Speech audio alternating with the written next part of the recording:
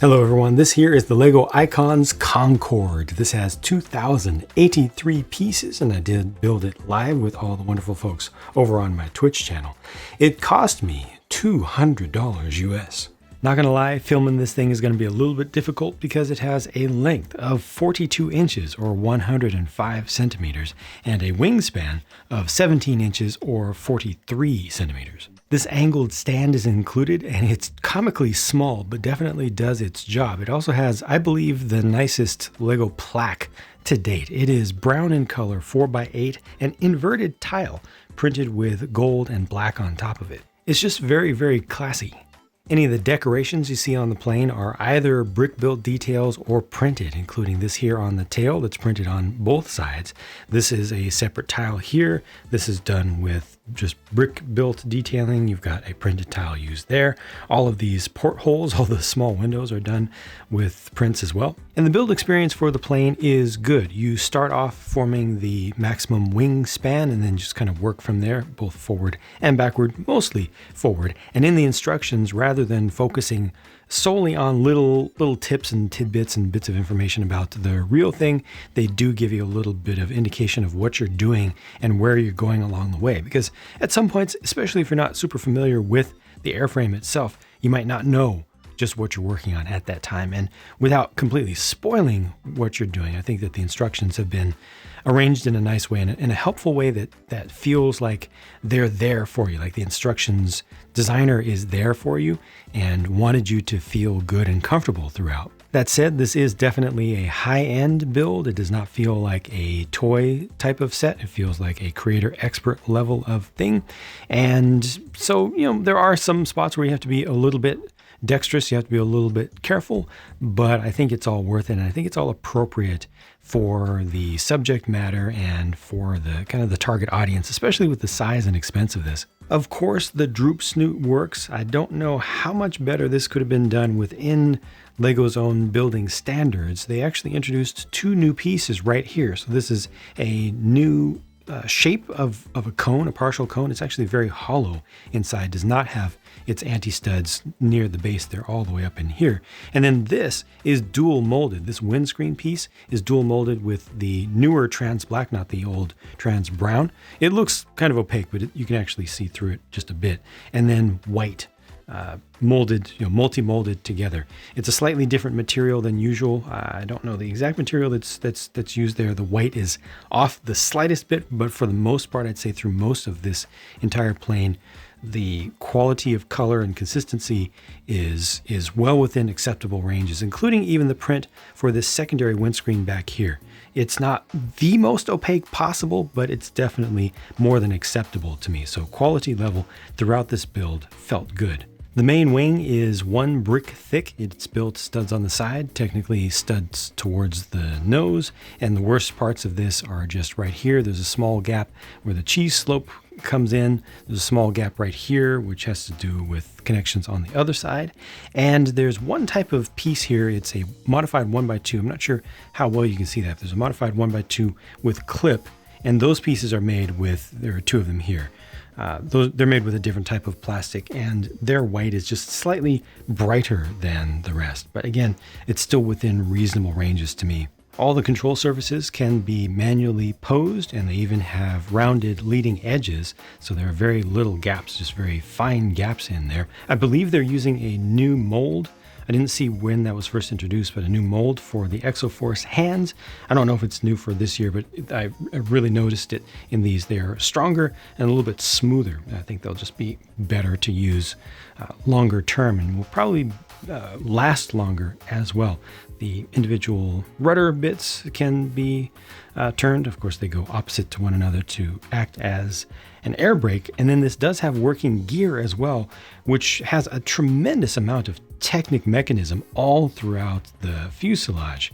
And that's controlled from back here. The tail cone controls the gear up, gear down mechanism through a single rotation here, which is just brilliantly integrated. And the gear are strong enough to hold up the full weight of this on the ground. There's quite a bit of movement to get them to come out, but once they do, they'll fairly well lock into a good position. And here's what the nose gear looks like. coming down, also quite tall as it needs to be, fairly realistically. The nose gear did feel a little bit questionable to me at first, just because it's a very thin thing, and because of how tall it is, there is a little bit of wobbliness. Part of that is just from the caster effect here, but also I think it's bending just ever so slightly in there. I'm not worried about it breaking or being significantly damaged over time, and it's all just cheap pieces in there. Even if, worst case scenario, if anything started to stress over time, leaving it on its wheels. But I would recommend that you not leave this on its wheels and tires long term, just because it is such a large thing that is designed more to look realistic with these than to hold the long term, like months and months and years of strain of the weight of this being on it. Plus, anytime you move around a room, everything's going to be slightly wobbling about. So I would recommend that you keep it on its stand. Notice that the stand does not use any studs. They just have this square here that sticks up, and there's a cutout back here, so that it nicely balances there. Again, this works well, and you can, of course, have the gear down and the snoot drooped like that for the look of a landing approach. The underbelly is pretty smooth, and definitely if you have this on a high shelf somewhere on display, it's not going to be too cringy to look at the underside of it. A lot of this was really smoothed off nicely and nicely finished on the underside, with the exception of the gear, because when the gear do get retracted, there's no cowling to go over it. Am I rotating this the right way? Yeah, there we go. It's just kind of slow. There's no cowling to cover it up. So you are going to see that. You're going to see the Technic pieces just a little bit. But it doesn't look too bad. I think they integrated it the best they could without adding extra pieces on top. You've got the extensions down here for the actuators for the elevons, and then the builds for the pairs of engines are nice and solid and pretty well shaped. They even put opaque yellow pieces behind here to make sure that you would get a nice looking glow. I think the only thing that could have been done nicer here is the application of a print, just to detail up the nozzles a bit, but that's not something that they would typically do. There is some interior detail, but not much of it. It's just a bit of the passenger compartment here, and it's well hidden the way that the access hatch is integrated, the access hatch for us.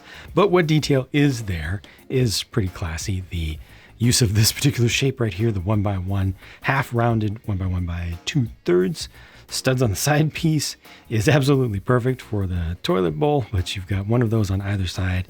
And then just some seats here represented by the small Technic panels, and these can be reclined a little bit, so you can have some of them at different angles, but I think they look best all lined up nice and neat. And the color there is medium nougat, which feels like a very, well, for its day, a very classy kind of leather finish. Rounded things out, these are the basic leftover pieces. This 1x2 should not be a leftover, but it sounds like everybody, or almost everybody's been getting these at the end of bag 10 in particular, with no indication of where it should have gone. I think that's just a production mishap. However, there are more leftover pieces. There's that, there's this, there are these, wait, there are more, these, all this is leftover stuff. And then wait, there's more, all this. These orange pieces are all temporary brackets that are used during the assembly process to help hold things in place, but then they don't get used in the final assembly. So just enjoy having them. This is a technique that has been used by a number of other manufacturers before. I've come across it numerous times with Kobe, with Mega Constructs, and with others. And I think it's relatively new for Lego to finally get on the bandwagon of helping folks out by including extra pieces that are just basically jigs and temporary braces. Again, the price of this 2,083 piece set was $200 US. It is 200 euros, 170 pounds UK, and $260 Canadian, which is approximately $192 US. It's a very premium thing. It's an advanced build. It's very long, takes up a tremendous amount of space. Feels like you get a pretty decent value here. The build experience is good and is significant. There's some good stuff along the way. It feels mostly worth it to me. Of course, I would always love to see a discount on anything, especially Lego these days. It's really, really expensive. But this one starts to really, really feel like it's premium enough, it's advanced enough, it's big enough that it's actually worth its full retail price, especially with all of those prints. And the biggest story with this to me, first of all, I do want to show you that. I had this on its stand and was almost holding it pistol grip. You can almost hold this pistol grip. Almost. I mean, you technically can, but it's quite a bit front heavy there, strangely enough. It's not the most, I guess when you have it angled up, this works, but if you have it this way, it starts to get very front heavy. It's not going to fall out of your hand, but it just doesn't feel particularly comfy that way. So I prefer to just have it in my hands. The biggest deal with this to me is that I feel confident holding it. That's a major thing. I don't feel like I'm worried about breaking things or setting things out of alignment as I hold this. The worst thing that can happen is you start to see a little bit of separation in the wing bits front to back, but only a little. They are tied together well, and yeah, you can just kind of squeeze them back together after swishing this around quite a bit. But I can grab this from just about anywhere. Let's see. This is, yeah. You shouldn't be able to do that. If this was a mock, I would not be able to do that. People, are very frequently always referring to individuals, independent custom creations being superior to anything that Lego could do. But this is really showing what Lego can do, because for as lightweight, honestly, as this is, and as long as it is, and as wide as it is, and as thin as it is, it shouldn't be this strong. But it is, and I appreciate it, and I don't know, it's nice to be able to have that confidence in a thing. Even with the gear, you do need to make sure that you deploy the gear all the way. Otherwise, you might find them collapsing. It's just because you didn't do what you need to do for the product to do what it's supposed to do. But like, I don't have to be dainty with it, even though those gear are tiny, even though like the nose gear is really thin. The strut for it is really thin. Like I'm not worried about this.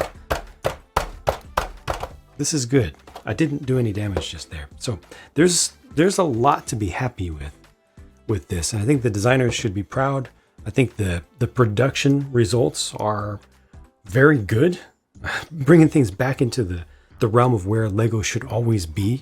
I question and complain about quality issues too frequently. And I don't think I'm being unreasonable. I just think that there are too many quality issues. This one does not suffer from those for the most part. So all in all, I just think that so much is done right with this that it's good to go as is. I'm not going to ask for any major changes to it, even to its price. See, this is what it looks like from the underside with the gear retracted. It's not bad, right? It's not bad at all. So yeah, I think they've done a good thing here. I was happy to build it. Wasn't too difficult, but yet it felt like I've done something. It wasn't like putting together a toy grade set or a Creator 3-in-1 or something like that. They do have the numbered bags and everything, so it doesn't add extra unnecessary pain. If you are a relatively new or casual builder, you're not looking for a maximum difficulty, you can still get through it. So many bases are covered with this. I hope this helped you to come to your own conclusions about it as well. Thank you very much for watching. For those of you who were there for the one session live build on Twitch, thank you as well for your extra support, and hope that you enjoyed hanging out, and I'll talk to you again very soon.